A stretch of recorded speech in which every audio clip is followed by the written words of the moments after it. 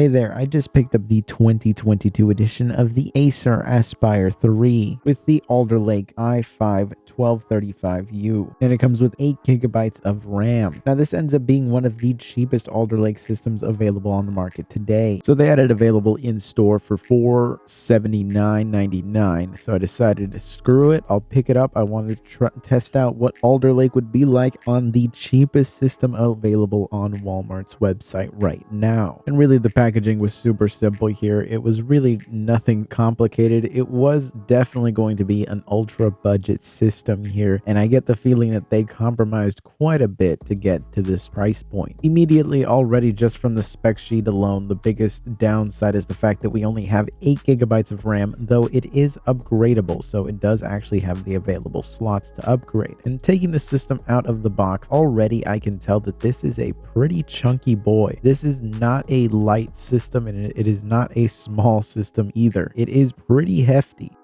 It's got a good selection of USB ports, but one major downside is that even though it does have USB 3 ports and a full-size HDMI, it's lacking a USB-C port, and that is kind of a major downside because that means there is very limited expandability to the system itself. Now, taking a look inside of the actual system here, you can see the keyboard itself is nothing to write home about, though it does actually have the full number pad here. The system itself actually came with absolutely no juice in the battery, so I had to plug it in just to get things started.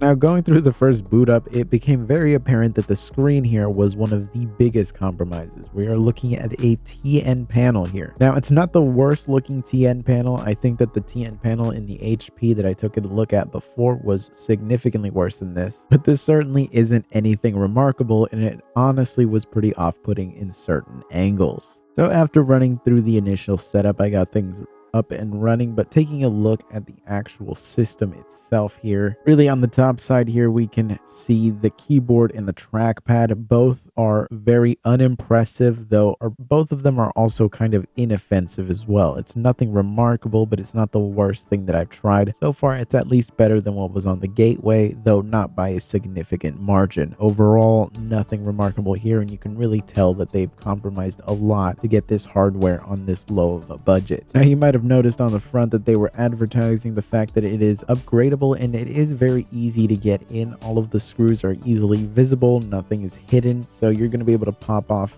the back no problem, and you can even see the heat pipes running there for the cooling system. So for my limited usage so far, the trackpad and the keyboard are both passable, but nothing amazing, but we'll see how they age on me. I might end up hating them or growing to love them, we'll see. Now, the CPU in here is actually pretty impressive. We are looking at the i5-1235U. Now, this 10-core monster here is interesting because it is pairing 2 performance cores with 8 efficiency cores. And this proves to be an interesting combination. The U series is different than the P series because the P series actually has 2 more performance cores. Now, if we open up Cinebench, we can see what this actually ends up giving us in terms of performance, and we can also find out what the sustained TDP is of this system. After letting it run for a while, we can see that the wattage leveled out around 30 watts, and the heat that we actually ended up getting to was pretty high when it was running at the boost, which the boost went all the way up to 50 watts, but that did not last long. We did get to the point of thermal throttling at that point though, but overall what we actually ended up getting in Cinebench was pretty impressive.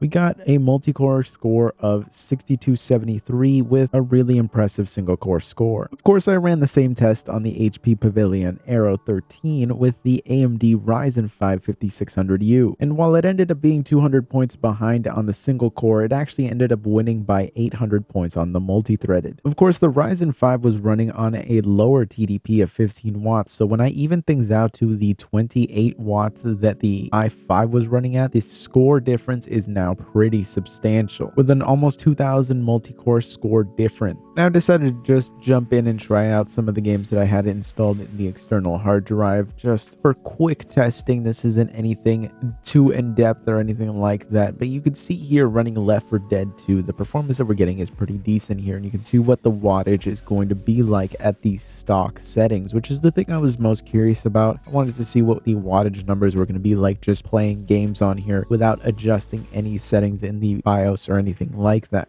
Overall, Left 4 Dead 2 is a pretty old and very light game at this point, so it ran pretty damn well on here with 1% lows that were decent enough, though nothing impressive. But really, the iGPU in this system is still weaker in comparison to what is available from AMD in the same price tier, though not necessarily, because this is hitting some price points where AMD is having some trouble competing, and it runs into a lot of the same compromises that this system ends up running into. And really, this does become a question now of what is the value of this system in general at this price point, because at $480 we are close enough to the HP Pavilion 15 with the Ryzen 5 5500U. We're pretty much within just $30 of it. That seems like a better deal than this system. With the HP Pavilion, you're pretty much getting a CPU that is going to be really very comparable to this, if not faster in a lot of situations. The iGPU is definitely going to be faster. Both of them are limited by the 8GB of RAM, but both are upgradable, though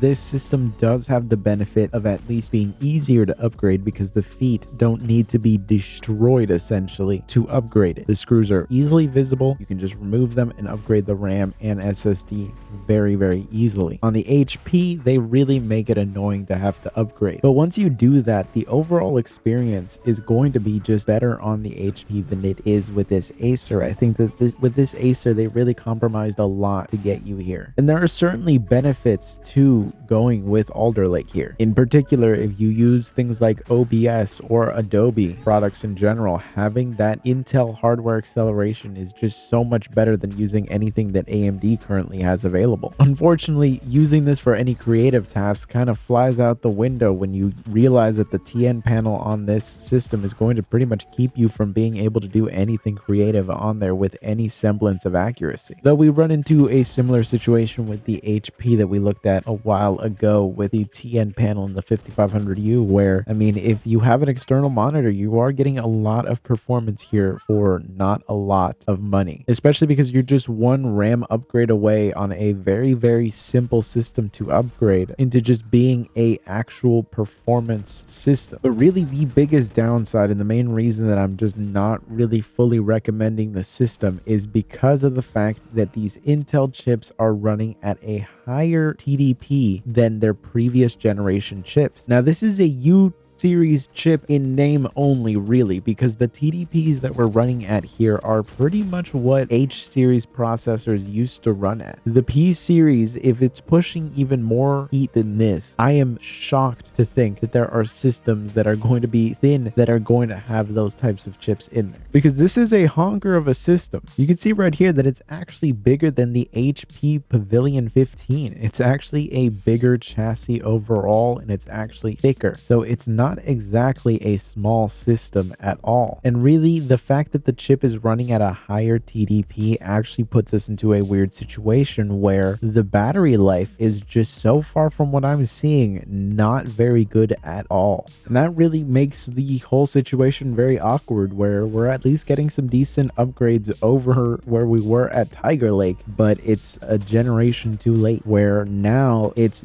pretty much barely starting to compete with what AMD has out on the market now, which are just refreshes of last generation chips. And it really just slots into a awkward spot where AMD doesn't really have much that competes this directly with this chip. If it can get down into some really low price tiers, if they could shave off another $30 off of this system, it might be something interesting. But as it stands right now, I think that you're better off going with either the HP with a TN panel for cheaper than this, or you go with the HP with the 5500U and the IPS display, HP Pavilion 15, and just spend the extra $30 to get that, get yourself the RAM upgrade, and overall have a better experience than this. This is one that I would keep an eye on for Black Friday though, because I get the feeling that they might end up being very aggressive with the pricing on this. And if that ends up being the case, then really this could be a pretty solid buy, especially if we can get some units down into the $300 price range. That would be incredible. But this is just a first impressions of this system. I'm going to be taking a look at it longer. I'm going to do a full-on review of it later down the line as I get more time with it, but this is pretty much just my first impressions from having it for pretty much just a day. But anyways, we'll see you guys in the next one.